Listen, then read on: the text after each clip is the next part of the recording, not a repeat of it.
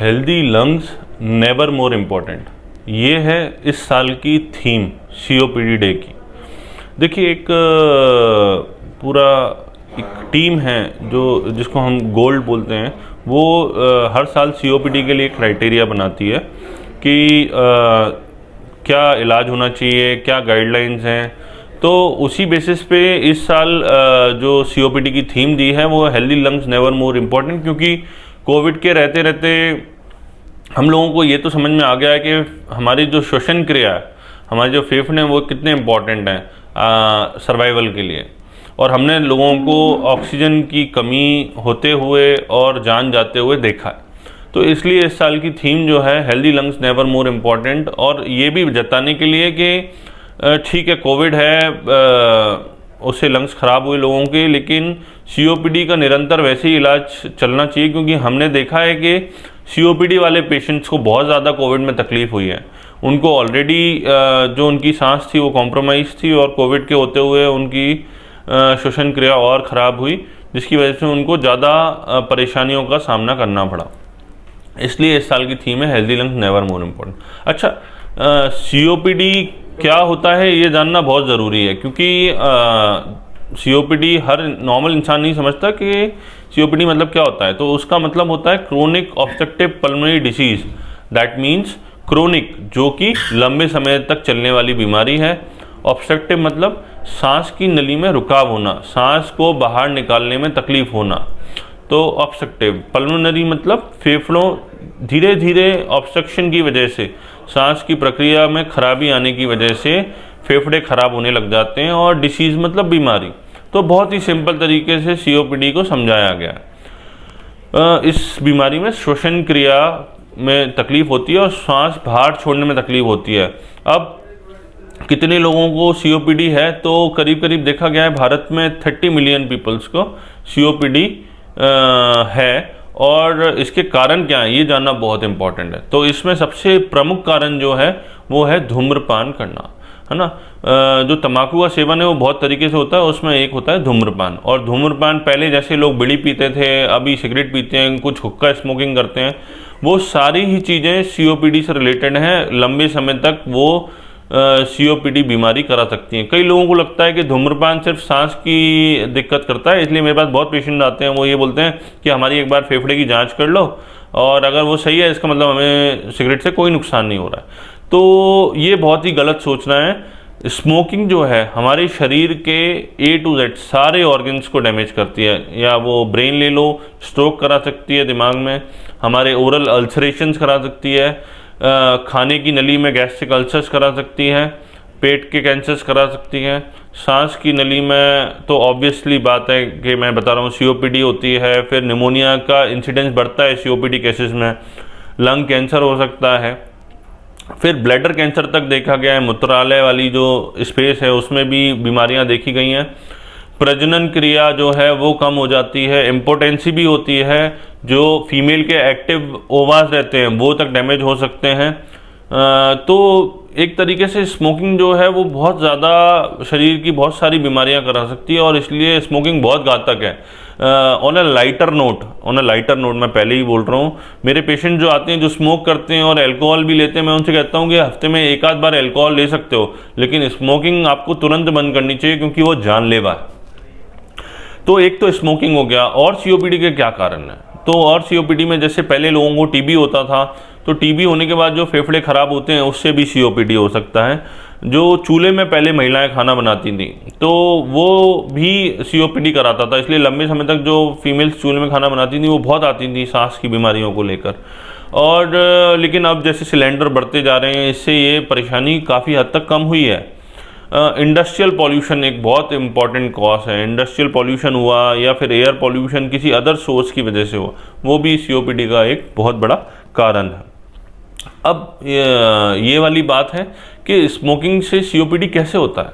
तो स्मोकिंग में जो हार्मफुल केमिकल्स रहते हैं, बहुत सारे केमिकल्स रहते हैं जो हार्मफुल रहते हैं, और जो नेचर के एनवायरनमेंट के केमिकल्स के साथ मिलके और विभिन्न तरह के जो है वो प्रदूषित चीज़ें बनाते हैं, जिससे कि ऑक्सीडेटिव स्ट्रेस होता है, और इन ऑक्सीडेटिव स्ट्रेस की वजह से ही लंग डैमेज होते हैं। तो और दूसरी चीज़ एक ये भी पूछी जाती है कि स्मोकिंग से जो है स्मोकिंग की लत कैसे लगती है। तो हमारे ब्रेन में कुछ रिसेप्टर्स रहते हैं जिनको हम अल्फा 4 बीटा 2 रिसेप्टर बोलते हैं, जो कि निकोटिनिक रिसेप्टर रहते हैं।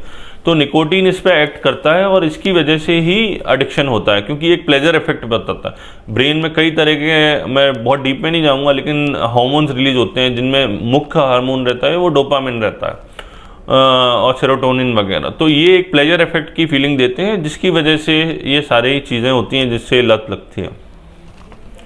अब हम जानना चाहेंगे कि एडिक्शन को ओवरकम कैसे किया जाए। तो एडिक्शन को ओवरकम करने के दो तरीके होते हैं। एक तो काउंसलिंग, बिहेवियरल काउंसलिंग, हम इसमें पेशेंट्स की काउंसलिंग करते हैं और ऐसा कहा गया है कि 3 मिनट की काउंसलिंग करने पे, अगर डॉक्टर 3 मिनट की प्रॉपर काउंसलिंग करता है तो करीब करीब 10% क्विट रेट बढ़ जाती है। तो ये एक बहुत सिग्निफिकेंट क्विट रेट है। तो इसलिए डॉक्टर्स को अपने पेशेंट जो स्मोकिंग करते हैं, तो और ख़ासकर जब पेशेंट बीमार होकर एडमिट हुआ है किसी और बीमारी से भी, तो वो एक बहुत अच्छा समय होता है जब पेशेंट हम अपनी बीमारी के बारे में बहुत अच्छे से सुनता है। तो उस समय पे अगर हम पेशेंट्स को काउंसिल करते हैं स्मोकिंग के लिए तो छोड़ने के चांसेस ज़्यादा होते हैं। और दूसरी चीज़ होती है फार्माकोलॉजिकल इंटरवेंशन, मीन्स दवाइयों के थ्रू। तो इसमें हम देते हैं निकोटीन रिप्लेसमेंट थेरेपी। हम दवाइयों की फॉर्म में निकोटीन देते हैं, और जिसमें पैचेस, लोजेंजेस, गम्स, तो ये सब चीज़ें देके हम उसको वो प्लेजर इफेक्ट फील कराते हैं, लेकिन जो हार्मफुल इफेक्ट है टोबैको का, उससे वंचित रखते हैं पेशेंट को। तो धीरे धीरे पेशेंट को फिर हम निकोटीन कम करते जाते हैं और विड्रॉल इफेक्ट्स नहीं आते। तो ये कई लोग पूछते हैं कि निकोटीन रिप्लेसमेंट थेरेपी से तो एडिक्शन नहीं होता, तो वो बिल्कुल गलत है सोचना, क्योंकि वो एक जो है साइंटिफिक तरीका है जिससे हम धीरे धीरे पेशेंट को मेंटेनेंस और विड्रॉल डोजेज में, रिलीवर डोजेज में देते हुए उसे कम करते जाते हैं और धीरे धीरे बंद कर देते हैं। अब रही बात सीओपीडी के, जो हम डिस्कस कर रहे थे कि सीओपीडी का ट्रीटमेंट बहुत ज़रूरी है। तो सीओपीडी कैसे होता है हमने जाना, सीओपीडी के कारण क्या है, उसका इलाज क्या है। तो इलाज में सबसे पहला इलाज तो यही है कि जो अगर कोई तंबाकू का सेवन कर रहा है, धूम्रपान कर रहा है, तो उसको तुरंत छुड़वाना है। उसके तरीके मैंने आपको बताए, जैसे कि काउंसलिंग, निकोटीन रिप्लेसमेंट थेरेपी, और भी बहुत डेप्थ में है कि क्रेविंग्स को कैसे कम करना है, क्योंकि मेनली क्रेविंग्स में ही जो विड्रॉल फेज वाले पेशेंट रहते हैं वो वापस चालू कर देते हैं। तो क्रेविंग्स को कैसे कम करना है, फिर ये सब चीज़ें बहुत इंपॉर्टेंट होती हैं। बट सीओपीडी का एक तो ये हो गया कि उस प्रदूषण से या तो दूर रखना, कोई ऑक्यूपेशनल हैजार्ड की वजह से सीओपीडी हो रहा है तो दूसरा ऑक्यूपेशन चेंज कराना। दूसरा होता है ट्रीटमेंट। तो सीओपीडी के ट्रीटमेंट में हम इनहेलर्स देते हैं, कुछ दवाइयाँ देते हैं इनहेलर्स के थ्रू। इनहेलर जो क्या होता है कि श्वसन क्रिया से हम दवाइयों का सेवन करते हैं, जो डायरेक्ट लंग्स में दवाई जाती हैं, तो इसलिए उसके साइड इफ़ेक्ट कम होते हैं। आपने देखा होगा कि हम जो कई बार पहले जो डॉक्टर्स होते थे या जनरल फिजिशियन होते थे, जो पेरीफेरी में प्रैक्टिस चलती थी कि स्टेरॉइड देने की, किसी को भी सांस फूलती थी तो बीटामिथासोन या बेटनासोल गोली साल 2-2, 4-4 साल तक पेशेंट खाते रहते थे, जो कि शरीर में बाकी सारे ऑर्गन्स को बहुत नुकसान करती थी। तो इसलिए फिर साइंटिस्ट ने ये दवाई बनाई कि जो इनहेलेशन के थ्रू फेफड़े पे असर करे, जिससे कि फेफड़े को आराम मिले। तो इसलिए हम इनहेलर्स फॉर्म में उन दवाइयों को देते हैं जो फेफड़े के जो सांस की नली के रिसेप्टर्स पे एक्ट करके उस स्मूथ मसल्स को रिलैक्स करती है और सांस की नली खुल जाती है। तो ऐसी बहुत सारी दवाइयाँ होती हैं जो देते हैं, और according to the severity of बीमारी, है ना, सिवियरिटी ऑफ डिसीज़, हम पेशेंट्स को वो दवाइयाँ देते हैं, जिसमें और डेप्थ में नहीं जाऊँगा। काफ़ी तरह के इनहेलर्स होते हैं, काफ़ी तरह की दवाइयाँ होती हैं। धीरे धीरे जो मुंह से दवाई खा रहे हैं उनको कम करते जाते हैं सिवियरिटी के अकॉर्डिंग, और एक लेवल पे आके एक बेस लाइन हम मेंटेनेंस डोजेज पे पेशेंट को रखते हैं इनहेलर्स की। कई लोगों का ये सोचना है कि इनहेलर की आदत पड़ जाती है, तो ये सोचना बहुत ही गलत है। इनहेलर्स की आदत नहीं करती है। एक तो इनहेलर्स की लत लग जाती है, कई लोगों का ऐसा बोलना होता है। तो उनको मेरा सुझाव है कि ये अफवाह फैलाना और दूसरों को जो जागरूक हैं ऑलरेडी, उनको भी जो असमंजस में डालना बहुत ही गलत बात है। इनहेलर्स की कोई आदत नहीं पड़ती है, क्योंकि ऐसा होता है कि हम डायबिटीज़ की दवाई लेते हैं। हम क्यों लेते हैं? क्योंकि शुगर कम करना होती है हमको बीपी की दवाई इसलिए लेते हैं कि बीपी बहुत ज़्यादा बढ़ता है। तो ये भी एक तरह की क्रोनिक बीमारी है, और हम दवाई ले रहे हैं क्योंकि हमको उससे आराम मिले। अब आराम मिलने को अगर आप आदत पड़ना बोलते हैं तो हो सकता है शायद वो आपके लिए आदत हो, लेकिन मेरे लिए वो एक अच्छी आदत है, क्योंकि वो मेरी बीमारी को कम कर रही है पहली चीज़, और मुझे आराम दे रही है, सुकून दे रही है। इससे क्या होता है कि लंबे समय तक अगर हम इन चीज़ों को लेते हैं, इनहेलर्स को लेते हैं, तो जो हमारे हृदय पे सांस की रुकावट की वजह से असर पड़ रहा है वो नहीं पड़ता, और हमारा हृदय खराब नहीं होता। मीन्स आगे जाके हमको बार बार भर्ती नहीं होना पड़ता, हम नॉर्मल ओपीडी बेसिस पर डॉक्टर से कंसल्टेशन लेके अपना इलाज सुचारू रूप से चालू रख सकते हैं। अब एक बात ये थी कि कई लोग बोलते हैं, मैंने देखा है बहुत समझदार ज्ञानी लोग बोलते हैं कि हमने तो सिगरेट बाहर जाके पी है, इससे कुछ नहीं होगा।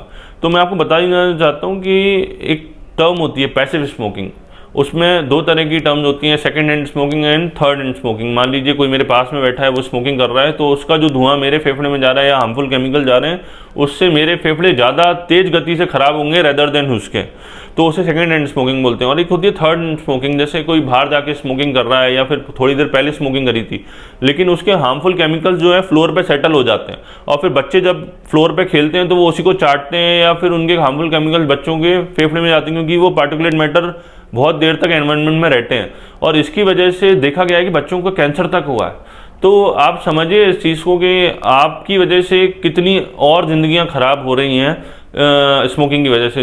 इसी वजह से हम समझाते हैं कि स्मोकिंग बहुत ही ज़्यादा हार्मफुल है, उसे घर के अंदर या घर के बाहर कहीं भी करने से आपका प्लस दूसरों का भी बहुत ज़्यादा नुकसान है।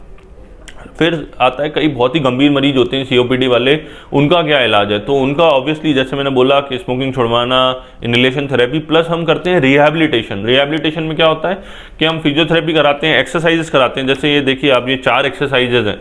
ये एक्सरसाइजेज हम पेशेंट्स को बताते हैं, अपने हम अवेयर करते हैं उनको कि एक्सरसाइजेस कैसे करनी है। इससे क्या होता है कि वो फेफड़े से बहुत अच्छे से सांस बाहर निकाल पाते हैं, और जब सांस बाहर निकलेगी, जो नहीं निकाल पा रहे थे, तो कॉम्प्रोमाइज स्टेज में जो फेफड़े जा रहे थे, पेशेंट की रेस्पिरेटरी कंडीशन खराब हो रही थी, वो नहीं होगी। तो रिहैबिलिटेशन में और हम वैक्सीनेशन भी कराते हैं, ईयरली वैक्सीनेशन, जिससे कि इनकी जो फेफड़े की जो सांस की नली की सतह है जो खराब हो गई, जिसकी वजह से बार बार इनको इन्फेक्शन हो रहे हैं, वो नहीं हो। और फिर प्रॉपर न्यूट्रिशन की सलाह देते हैं हम, हाई प्रोटीन डाइट लेने को बोलते हैं, और एक प्रॉपर बैलेंस मल्टी मिनरल्स और सबके साथ वाली जो डाइट है वो लेने को बोलते हैं, जिससे कि ऑक्सीडेटिव स्ट्रेस कम हो और जो है शरीर प्रतिरोधक क्षमता अच्छी हो, डेवलप कर पाए और इन्फेक्शन से लड़ पाए, जिससे कि हर साल जो होने वाले इन्फेक्शन हैं वो कम हो। दोनों वैक्सीनेशन लगवाते हैं, इन्फ्लुएंजा वैक्सीनेशन भी लगाते हैं, न्यूमोकोकल वैक्सीनेशन भी लगवाते हैं। तो मेरी यही सलाह है कि सीओपीडी के जो कारण हैं उसको कम किया जाए। अगर हम बीमार हैं तो तुरंत डॉक्टर को दिखा के बीमारी और ज़्यादा घातक या हानिकारक न हो उसका ध्यान दिया जाए, और स्वस्थ रहें, मस्त रहें, खुश रहें, और एक अच्छी जीवन शैली ही आपको खुश रख सकती है। आप सोचें कि स्मोकिंग से 2 मिनट का प्लेजर इफेक्ट लेके अगर आपकी एंजाइटी कम होती है तो आप बिल्कुल गलत सोचते हैं, वो लॉन्ग टर्म इफेक्ट में आपके पूरे शरीर को खोखला कर रही है। बहुत सारे तरीके होते हैं अपने आप को सुकून देने वाले, प्लेजर इफेक्ट लेने वाले। म्यूज़िक सबसे अच्छा एक तरीका है। बाकी अपने दोस्तों से गपशप लड़ाएं, और मोबाइल से भी थोड़ा दूर हट के अपनी normal physical activities plus meditational activities में इंडल्ज हों, जिससे कि आप एक खुश और सुखी जीवन जी सकें। धन्यवाद।